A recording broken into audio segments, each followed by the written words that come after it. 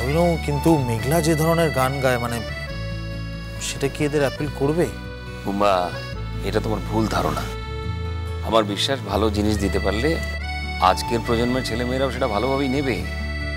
দেখো, আরতি মুখার্জি গান গাইলে তো তাঁর গানই গাইতেন, তো সেই গান তো জেনারেশন আফটার জেনারেশন জনপ্রিয় হয়ে আছে। কিন্তু কিন্তু অবিন মামু, আমার না ভয় করছে জানো।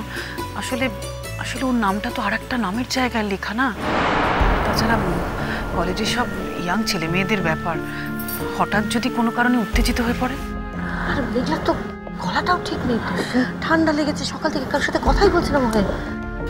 ছোট মাসি, আমার মনে হয় গান গাওয়ার সময় গলাটা ঠিক হয়ে যাবে, কিন্তু আমি তো দেখছি পাগলা ঘোড়াকে। পাগলা ঘোড়াকে টেনশন এখানে দেখাই যাচ্ছে না, আশপাশে নেই।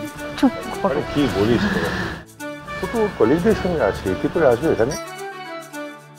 তবে অবেন, জানো, তুমি যে ভাই তোমার অসুস্থ শরীর নিয়ে ওর কথাটা চিন্তা করে ওর বিপদের কথাটা ভেবে এসেছো, এটা কিন্তু আমার নজরে নেই। না দাদা, আমারও তো আসার ইচ্ছে থাকে। না ভাই, তুমি যাই বল, তুমি কেন এসেছো সেটা আমি বুঝতে পেরেছি। আমার তো চুলে পাক ধরেছে, আমি তো ব্যাপারটা বুঝতে পারি, আমি বুঝেছি।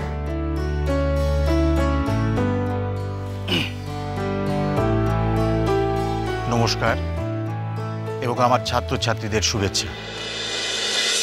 প্রথমেই বলে রাখি, আমার ছাত্র নীলাঞ্জন আমাদের মুখে যে একটা অপসংস্কৃতি শব্দ বসিয়ে দিয়েছে, সেটা কিন্তু ঠিক নয়।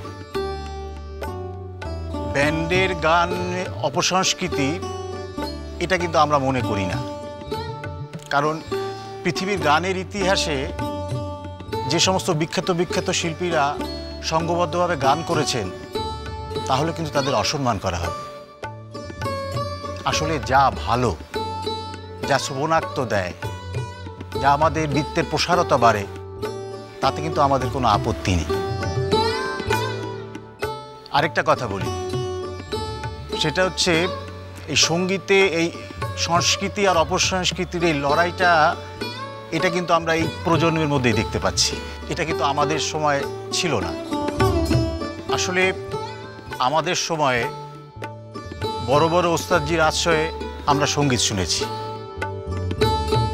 আসল কথা হলো, সব কিছু গ্রহণ করার জন্য মনকে প্রসারিত রাখতে হবে। আর সব থেকে বেশি যেটা মনে রাখতে হবে, সেটা হচ্ছে গানের কোনো সীমানা হয় না। গান হচ্ছে সময় এবং কালের ঊর্ধ্বে। 7 সীমানা অতিক্রম করে মানুষের কাছে পৌঁছতে পারে যে গান, সেটাই হচ্ছে প্রকৃত গান। আমার শুভেচ্ছা রইল। আর আমার এই ছাত্রছাত্রীদের আয়োজিত এই অনুষ্ঠানে কিছু ভুল ত্রুটি থাকলেও সেটা সফল হবে, সে কামনা করি। ধন্যবাদ, নমস্কার।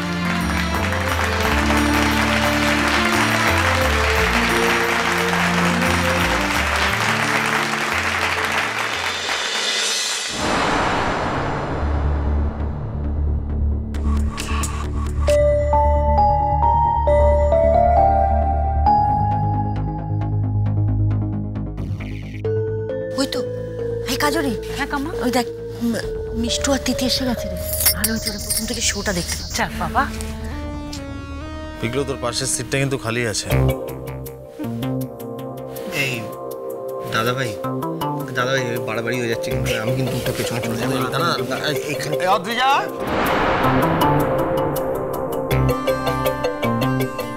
হ্যাঁ দাদা ভাই, বলো। না না, মানে ওই তো বলছিলাম, এত দেরি হয়ে গেল তোমাদের আসতে। আরে ও তো মিষ্টিকে একটা কি গলার জন্য ওষুধ খাওয়াতে গেছিল, তাই না? ও আচ্ছা, আমি তো জানতাম তুমি ফিজিক্স পড়ো, ডাক্তারিও করো। এতে ডাক্তারের কি আছে পিকলুদা? আসলে ছোটবেলা থেকেই মেঘলাকে গান করতে দেখেছি।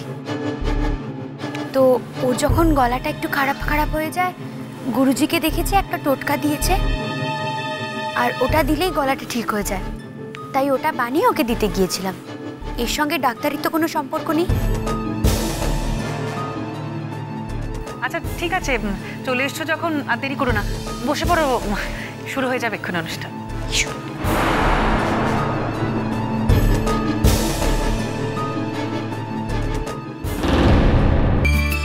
এবার আমি আমাদের স্যার এবং আমাদের joint cultural secretary Shri Abirlal Banerjee স্যারকে মঞ্চে ডাকবো কিছু বলার জন্য। স্যার।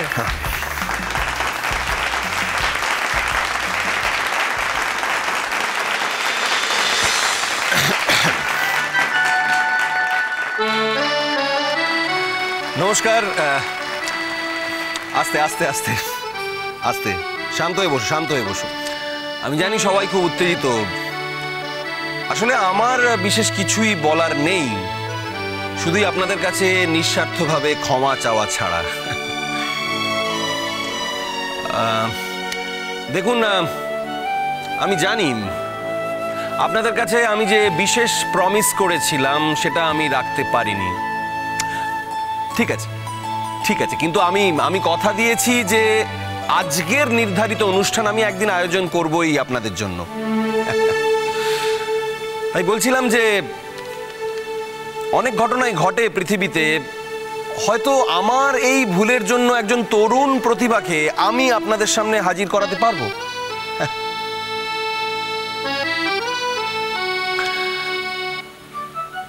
আমি বিশ্বাস করি যে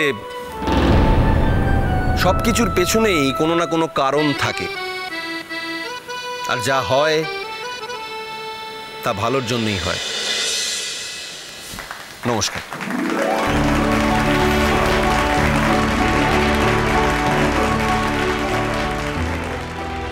খুব তো বড় গলায় বললো, শেষ পর্যন্ত কি যে হবে কে জানে। হ্যাঁ দাদা, আমার ভীষণ টেনশন হচ্ছে। মেয়েটা তো গলাটা ঠিক নেই না। চিন্তা করো না মালবিকা, সব ভালোই হবে। অমিতাভ বাবু এলেন না? দেখতেই তো পাচ্ছ। না তা পাচ্ছি, কিন্তু এলেন না কেন? বলতে পারবো না। বেশি কৌতূহল থাকলে জিজ্ঞেস করে নিতে পারো। মেজাজ এত খারাপ কেন? এবার বোধহয় তোমার নাম অ্যানাউন্স করবে।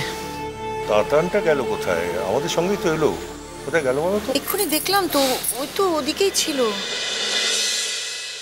ওই তো। আঙ্কেল আসুন, আন্টি আসুন। ওখানে আসুন প্লিজ। আঙ্কেল আসুন। আপনাদের হলটা খুঁজতে কোনো প্রবলেম হয়নি তো?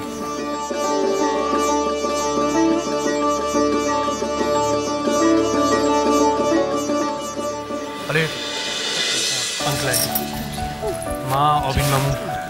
আরে আপনি এসেছেন, এত ভালো লাগছে। না এসে পারলাম না আর কি।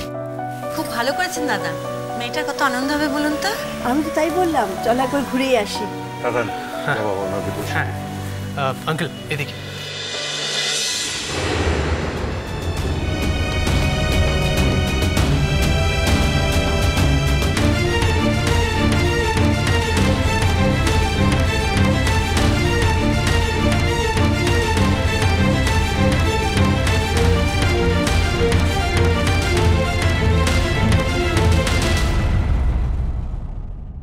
এবার মূল অনুষ্ঠানে চলে যাওয়ার পালা। আমি ডেকে নিচ্ছি বিশিষ্ট রবীন্দ্রসঙ্গীত শিল্পী শ্রী অবিন মজুমদারকে। স্যার, যদি আপনি দয়া করে মঞ্চে আসেন।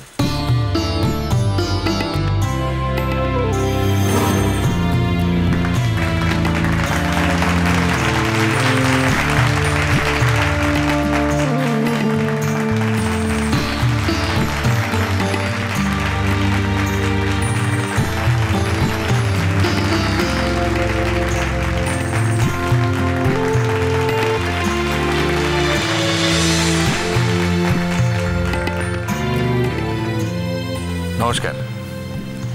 আমি প্রথমেই ক্ষমা চেয়ে নিচ্ছি আবিরকে, মানে আবিরলাল ব্যানার্জিকে। আমি যে কথা দিয়েও কথা রাখতে পারিনি, সেটা একান্তভাবেই আমার শারীরিক অক্ষমতা। তবুও আজ আমি আপনাদের অনুষ্ঠানে এসেছি এই জন্য যে আপনাদের তরুণ মুখগুলো আমাকে উজ্জীবিত করে, আমি রিফ্রেশড হয়ে যাই। শরীর এবং গলার অবস্থা এখনো ততটা ভালো নয়। ডাক্তারও স্ট্রেস নিতে বারণ করেছেন। তাই আমি আজ একটি গান গাইব আপনাদের সামনে।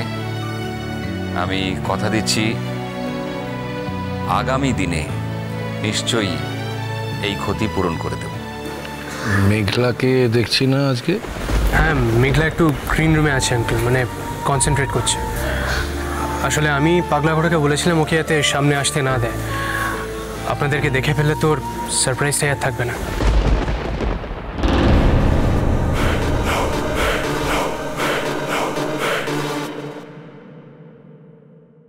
আপনারা যদি তাকে আজকে স্বাগত জানান এবং শুভেচ্ছা জানান, তাহলে আজ এই মঞ্চ থেকেই মেঘলার ভবিষ্যৎ সঙ্গীত জীবনের শুভ সূচনা হয়ে যাবে।